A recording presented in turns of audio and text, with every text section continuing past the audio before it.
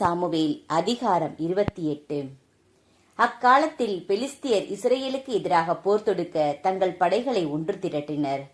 அப்பொழுது ஆக்கீசு தாவீதிடம், நீரும் ஆள்களும் என்னோடு போர்க்களம் வரவேண்டும் என்பதை அறிந்து கொள்ளும் என்றார். அதற்கு தாவீது ஆக்கீசை நோக்கி, மிக நல்லது, பணியாளன் செய்ய போவதை நீர் அறிந்து கொள்வீர் என்றார். ஆக்கீசு தாவீதிடம், எனக்கு என்றும் மெய்காப்பாளராய் இருக்கும்படி உம்மை நான் நியமிக்கிறேன் என்று சொன்னார். சவுல் குறுக்கேட்டல். சாமுவேல் இறந்தார். இஸ்ரவேலர் அனைவரும் அவருக்காக துக்கம் கொண்டாடிய பின் அவரது நகரான ராமாவில் அவரை அடக்கம் செய்தனர். சவுல் சூனியக்காரரையும் குறி சொல்பவர்களையும் நாட்டிலிருந்து துரத்தியிருந்தார். பெலிஸ்தியர் ஒன்று திரண்டு வந்து சூனேமிற் பாளையம் இறங்கினர். சவுல் இஸ்ரேல் அனைவரையும் ஒன்று திரட்ட அவர்கள் கில்போவாவில் பாளையம் இறங்கினர். பெலிஸ்தியரின் படையை கண்டபோது சவுல் அச்சம் கொண்டார். அவருடைய உள்ளம் பெரிதும் திகிலுற்றது. சவுல் ஆண்டவரிடம் ஆலோசனை கேட்க ஆண்டவர் கனவு மூலமோ ஊரின் மூலமோ அவருக்கு பதிலளிக்கவில்லை. பின்பு சாமுவேல் தம் பணியாளரிடம், குறி சொல்லும் ஒரு பெண்ணை தேடி என்னிடம் அழைத்து வாருங்கள், நான் அவளிடம் ஆலோசனை கேட்க வேண்டும் என்றார். அதற்கு அவர் தம் பணியாளர்கள் அவரை நோக்கி, இதோ ஏன்தோரில் குறி சொல்பவள் ஒருத்தி இருக்கிறாள் என்றனர். சவுல் மாறுவேடமிட்டு வேற்றுடை அணிந்து கொண்டார். அவரும் அவருடன் 2 ஆள்களும் இரவில் புறப்பட்டு அப்பெண்ணிடம் சென்றனர். அவர் அவளை நோக்கி, ஏதாவது ஒரு ஆவியின் துணை கொண்டு நீ குறி கேட்டு சொல், நான் பெயரிட்டு சொல்பவனை எனக்காக எழுப்பு என்றார். அப்பெண் அவரை நோக்கி, சவுல் சூனியக்காரர்களையும் குறி சொல்பவர்களையும் நாட்டிலிருந்து துரத்திவிட்ட செய்தியை நீர் அறிவீர். என்னை கொல்லத்தானே இப்போது என் உயிருக்கு கண்ணி வைக்கிறீர் என்றாள். அதற்கு சவுல், வாழும் ஆண்டவர் மேல் ஆணை, இது குறித்து எத்தண்டனையும் உனக்கு வராது என்று ஆண்டவர் மேல் ஆணையிட்டு கூறினார்.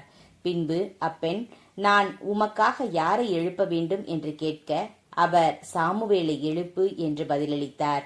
அப்பெண்ணின் பார்வையில் சாமுவேல் பட்டவுடன் அவள் உரத்த குரலில் கதறி, நீர்தாமே சவுல், ஏன் என்னை ஏமாற்றினீர் என்று சவுலை நோக்கி கூறினாள். அதற்கு அரசர் அவளை நோக்கி, அஞ்சாதே, நீ பார்ப்பது என்ன என்று கேட்க அதற்கு அவள் சவுலிடம், நிலத்திலிருந்து தெய்வ உருவம் ஒன்று வெளிவருவதை காண்கிறேன் என்றாள். அவர் அவளிடம், அதன் தோற்றம் என்ன என்று கேட்க அதற்கு அவள், முதியவர் ஒருவர் எழுந்து வருகிறார், அவர் ஒரு போர்வை அணிந்திருக்கிறார் என்றாள். அவர் சாமுவேல்தான் என்று சவுல் அறிந்து முகம் குப்புற தரையில் வீழ்ந்து வணங்கினார். அப்பொழுது சாமுவேல் சவுலை நோக்கி, என்னை எழுப்பி நீ ஏன் தொந்தரவு செய்கிறாய் என்று கேட்க அதற்கு சவுல், நான் பெரும் இக்கட்டில் இருக்கிறேன். ஏனெனில் பெலிஸ்தியர் எனக்கெதிராய் போர் தொடுத்து வந்துள்ளனர். கடவுள் என்னை விட்டு அகன்று சென்று விட்டார். இறைவாக்கினர் மூலமாகவோ அவர் எனக்கு பதில் சொல்வதில்லை. ஆதலால் நான் என்ன செய்ய வேண்டும் என்று எனக்கு அறிவிக்கும்படி உம்மை நான் அழைத்தேன் என்றார். அதற்கு சாமுவேல், ஆண்டவர் உன்னை விட்டு விலகி உன் பகைவராய் மாறிய பின் என்னிடம் ஏன் ஆலோசனை கேட்கிறாய்? ஆண்டவர் என் மூலம் உரைத்தது போல் உனக்கு செய்தார். அரசை கையினின்று பறித்து உனக்கு அடுத்திருப்பவனாகிய தாவீதிடம் கொடுப்பார்.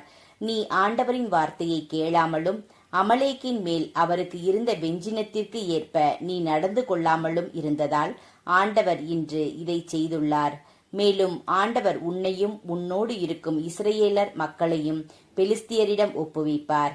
நாளை நீயும் உன் புதல்வர்களும் என்னுடன் இருப்பீர்கள். ஆண்டவர் இஸ்ரேல் படையையும் பெலிஸ்தியர் கையில் ஒப்புவிப்பார். சாமுவேலின் வார்த்தைகளினால் அச்சமுற்ற சவுல் உடனே தரையில் நெடுங்கிடையாய் விழுந்தார். மேலும் அவர் இரவு பகலாய் ஒன்றும் உண்ணாது இருந்தமையால் வலிமையற்றிருந்தார்.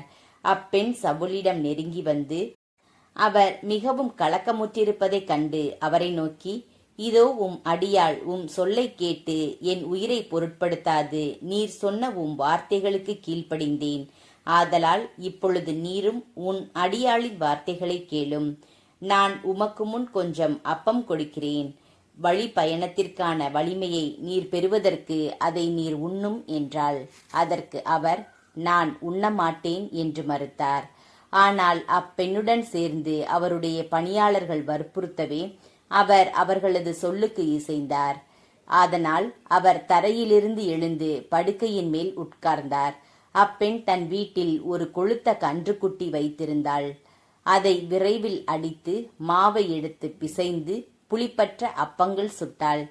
அவள் அவற்றை சவுலுக்கும் அவர்தம் பணியாளர்களுக்கும் முன்னமே வைத்தாள். அவர்களும் உண்டனர். பின்னர் அவர்கள் எழுந்து அன்றிரவே புறப்பட்டுச் சென்றனர்.